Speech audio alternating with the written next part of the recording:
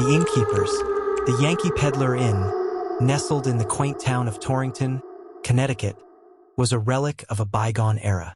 With its creaking floorboards, antique furnishings, and a history steeped in ghostly tales, it was the perfect backdrop for Claire and Luke, two young employees eager to document the paranormal activity rumored to haunt the inn. As the inn prepared to close its doors for good, the duo decided to seize the opportunity to explore its mysteries. Claire, a spirited young woman with a passion for the supernatural, had always been fascinated by ghost stories. Luke, her laid-back colleague, was more skeptical but intrigued by Claire's enthusiasm. They arrived at the inn on a chilly Friday evening, the air thick with anticipation. The inn's exterior was charming, with ivy creeping up the walls and flickering lanterns casting eerie shadows. As they checked in, the innkeeper, an elderly woman named Mrs. McCready, warned them about the hotel's haunted reputation. "You might hear some strange noises at night," she said with a knowing smile. "But don't worry, they're just the spirits of those who never left." That night, armed with flashlights, a camera, and a digital voice recorder, Claire and Luke began their investigation. They explored the dimly lit hallways, their footsteps echoing in the stillness. The atmosphere was thick with history, and every creak of the floorboards sent shivers down their spines. "Did you hear that?" Claire whispered, her heart racing. They paused as a soft whisper seemed to float through the air, but it quickly dissipated, leaving them in silence. "Probably just the wind," Luke replied, though he couldn't shake the feeling that they were being watched. As the night wore on, they stumbled upon an old guest book in the lobby, filled with entries from visitors over the decades. One entry caught Claire's eye. "I saw her in room 3. She beckoned me. I can't explain it." The name was scrawled in a shaky hand, and the date was from the late 1800s. "Let's check out room 3, Claire suggested, her excitement palpable. Luke hesitated but ultimately agreed, curiosity getting the better of him. They made their way to the room, the air growing colder as they approached. The door creaked open, revealing a dusty room adorned with vintage furniture. A large, ornate mirror hung on the wall, its surface clouded with age. As they set up their equipment, Claire felt a sudden chill sweep through the room. "Do you feel that?" she asked, her breath visible in the cold air. "Yeah, it's freezing," Luke replied, rubbing his arms for warmth. They began recording, asking questions into the silence. "Is anyone here with us?" Claire called out, her voice steady despite the growing unease. Suddenly, the air shifted, and the mirror began to shimmer. Claire gasped as a figure appeared in the reflection. A woman in a long, flowing white dress with hollow eyes staring back at them. Luke turned to look, but the figure vanished as quickly as it had come. "Did you see that?" Claire exclaimed, her heart racing. Luke nodded, his expression a mix of disbelief and fear. Determined to capture more evidence, they continued their investigation, moving from room to room.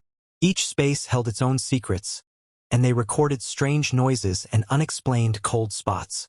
But as the night deepened, the atmosphere grew increasingly oppressive. In the hallway, they heard a soft sobbing sound, drawing them toward a dark corner. They followed the noise, finding themselves in a small, dimly lit room adorned with faded photographs of former guests. The sobbing grew louder, and Claire felt an overwhelming urge to comfort the unseen presence. "Who are you?" she called softly. The sobbing stopped, replaced by a whisper that seemed to echo off the walls. "Help me." Suddenly, the lights flickered, and the temperature plummeted. Luke grabbed Claire's arm, panic rising in his chest.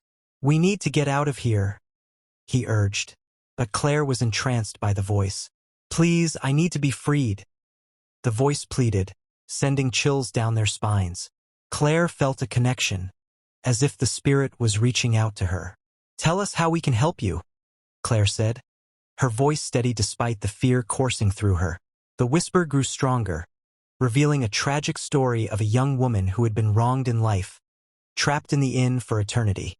She had been betrayed by someone she loved, and her spirit lingered, seeking closure. Determined to help the spirit find peace, Claire and Luke set out to uncover the truth.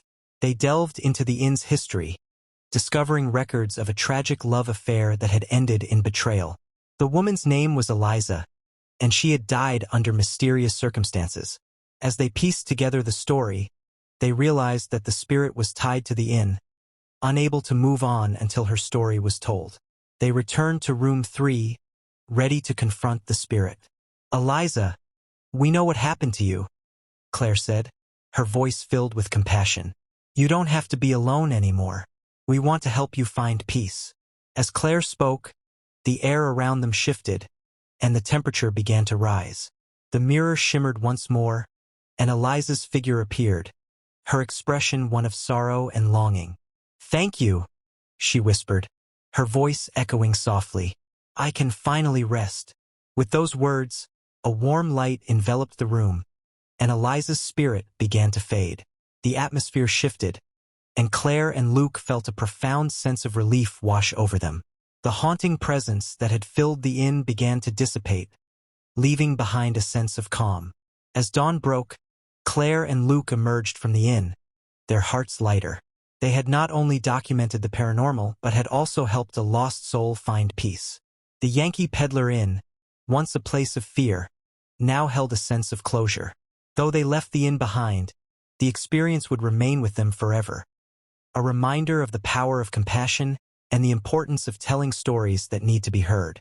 As they drove away, the sun rose on a new day, illuminating the path ahead, and the echoes of the past faded into the morning light. Motel Hell. In the heart of a quiet countryside, nestled between rolling hills and winding roads, stood the Motel Hello. It was a quaint establishment run by the Smith siblings, Vincent and Ida, who were known for their warm hospitality and delicious home-cooked meals. However, beneath the surface of this seemingly idyllic setting lurked a dark secret. The Smiths were not your average innkeepers. Vincent and Ida were master manipulators, luring unsuspecting travelers to their motel with the promise of a peaceful respite. But once their guests arrived, they would be subjected to a horrifying fate, becoming the main ingredients in the Smiths' twisted culinary creations. One fateful night, a young couple, Jack and Connie, stumbled upon the Motel Hello, seeking shelter from a sudden rainstorm. Charmed by Vincent's friendly demeanor and Ida's delectable cooking, they decided to stay the night, unaware of the horrors that awaited them.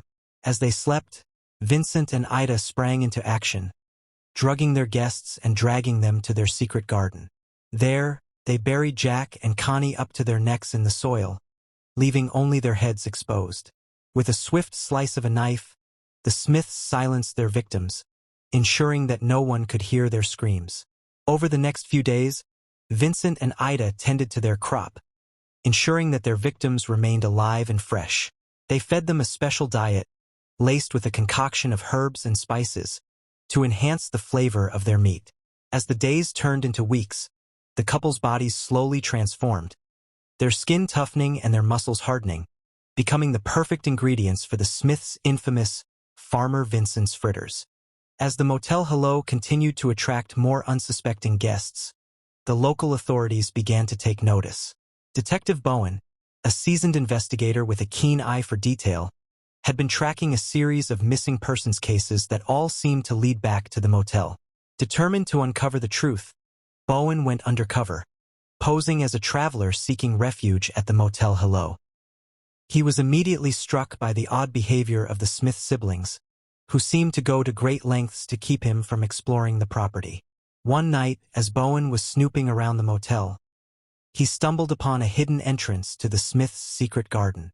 Cautiously making his way underground, he discovered a horrifying sight. Rows of buried victims, their heads poking out of the soil, their eyes pleading for help. Bowen quickly realized that he had stumbled upon a twisted serial killer operation, and he knew he had to act fast to stop the Smiths before they could claim another victim. He confronted Vincent and Ida, who, in a desperate attempt to silence him, attacked him with a chainsaw. The battle between Bowen and the Smiths was brutal and bloody, with both sides fighting for their lives. Bowen managed to overpower Vincent, but Ida proved to be a formidable opponent, her strength fueled by her twisted devotion to her brother. As the fight raged on, Bowen realized that the only way to stop the Smiths for good was to expose their dark secret to the world. He grabbed a nearby microphone and began broadcasting his findings to the local radio station, alerting the authorities and the public to the horrors that had been taking place at the Motel Hello. The revelation of the Smiths' crimes sent shockwaves through the community, and the authorities quickly moved in to apprehend the twisted siblings. Vincent and Ida were arrested and charged with multiple counts of murder. Their reign of terror finally brought to an end. As the dust settled, Bowen and his team worked tirelessly to uncover the full extent of the Smiths' crimes, digging up the secret garden and freeing the remaining victims. The motel was shut down, its dark history forever etched in the minds of those who had survived its horrors. In the end, the Motel Hello stood as a testament to the twisted depths of human depravity, a reminder that even the most seemingly innocent places can harbor unspeakable evil. The story of Vincent and Ida Smith would go down in infamy, a cautionary tale of the dangers of trusting strangers and the importance of always being vigilant, even in the most ordinary of circumstances. Vacancy. It was supposed to be a relaxing getaway for Amy and David, a couple looking to escape the hustle and bustle of city life. After a long week of work, they decided to take a spontaneous road trip to a secluded cabin in the woods. However, as night fell and the sun dipped below the horizon, they found themselves lost on a desolate backroad, surrounded by towering trees and the eerie sounds of nature. Just as they began to worry about finding a place to stay for the night, they spotted a flickering neon sign in the distance. Pinewood Motel Vacancy. Relieved, they pulled into the gravel parking lot, the tires crunching against the stones. The motel appeared old but charming, with rustic wooden beams and a welcoming glow emanating from the office. As they entered the lobby, they were greeted by a middle-aged man with a friendly smile. "Welcome to Pinewood Motel. I'm Frank, the owner. We have a few rooms available," he said, his voice warm and inviting. Amy and David exchanged glances, appreciating the cozy atmosphere. "Just one night, please," David replied, handing over his credit card. Frank quickly processed their payment and handed them a key, its metal cold against Amy's palm. "Room 7, just down the hall. Enjoy your stay." As they made their way to their room, Amy couldn't shake the feeling that something was off. The motel was nearly empty, with only a few cars parked outside. The silence was palpable, broken only by the distant rustling of leaves. Once inside room 7, they unpacked their bags and settled in. The room was quaint, adorned with vintage decor and a small television in the corner. As they explored, Amy noticed a strange outline on the wall, as if something had been hastily removed. "What do you think happened here?" she asked, pointing to the mark. "Probably just an old picture frame," David shrugged, dismissing her concerns. "Let's just relax and watch a movie." As the evening wore on, they ordered takeout from a nearby diner and settled in for a cozy night. However, as they watched the film, Amy couldn't shake the feeling of being watched. She glanced around the room, her heart racing, but saw nothing unusual. Later that night, as they prepared for bed, the couple heard a faint noise coming from the bathroom. "Did you hear that?" Amy asked, her voice barely above a whisper. David nodded, his brow furrowed in concern. "Probably just the pipes," he said, trying to reassure her. But as they lay in bed, the noise grew louder, a soft scratching sound, like fingernails against the wall. Unable to sleep, Amy decided to investigate. She tiptoed to the bathroom, her heart pounding in her chest. As she opened the door, she was met with darkness. The flickering light above the mirror cast eerie shadows across the tiles. She turned on the light, revealing nothing out of the ordinary. "See? Nothing to worry about," David said from the bed. But Amy couldn't shake the unease settling in her stomach. The next morning, Amy and David decided to explore the motel grounds. As they wandered outside, they noticed a small shed behind the building, partially hidden by overgrown bushes.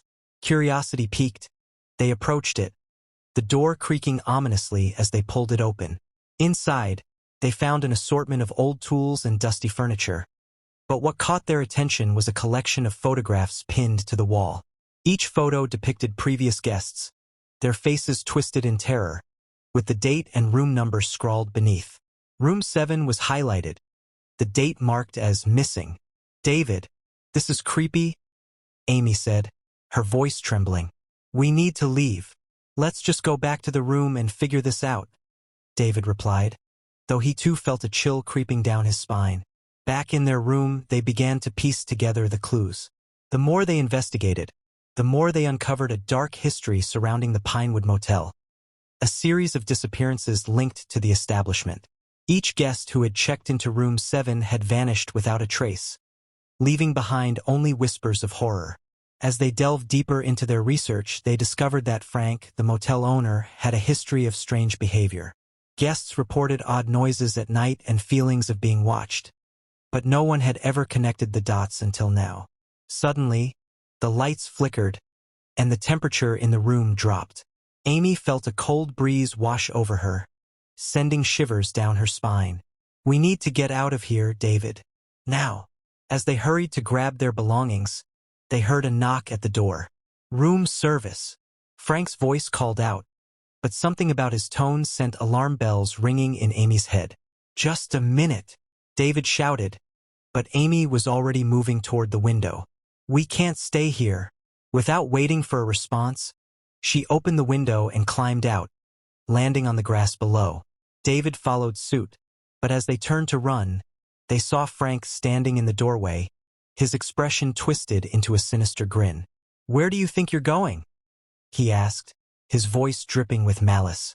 Panic surged through them as they sprinted toward their car, the gravel crunching beneath their feet. Frank's footsteps echoed behind them, growing louder as he pursued them. They reached the car, fumbling with the keys as they desperately tried to unlock the door. "Get in!" Amy screamed, her heart racing. David finally managed to unlock the door, and they jumped inside, slamming the doors shut just as Frank reached them. "Leave now and you'll be fine," he shouted, but the threat in his voice was unmistakable. David turned the key in the ignition, and the engine roared to life. He slammed the car into reverse, narrowly avoiding Frank as he lunged at them. With a screech of tires, they sped away from the motel, the building shrinking in the rearview mirror. As they drove down the winding road, the adrenaline began to fade, replaced by a sense of relief. They had escaped the clutches of the Pinewood Motel, but the haunting images of the photographs and the terror they had experienced lingered in their minds. Once they reached a nearby town, they reported the motel to the authorities, sharing their harrowing experience. The police launched an investigation, uncovering the dark secrets of the Pinewood Motel and the missing guests. Though Amy and David had survived, they knew they would never forget the horrors that lay within those walls. The Pinewood Motel would remain a chilling reminder of the dangers lurking in the shadows, a place where evil thrived and the innocent were never safe.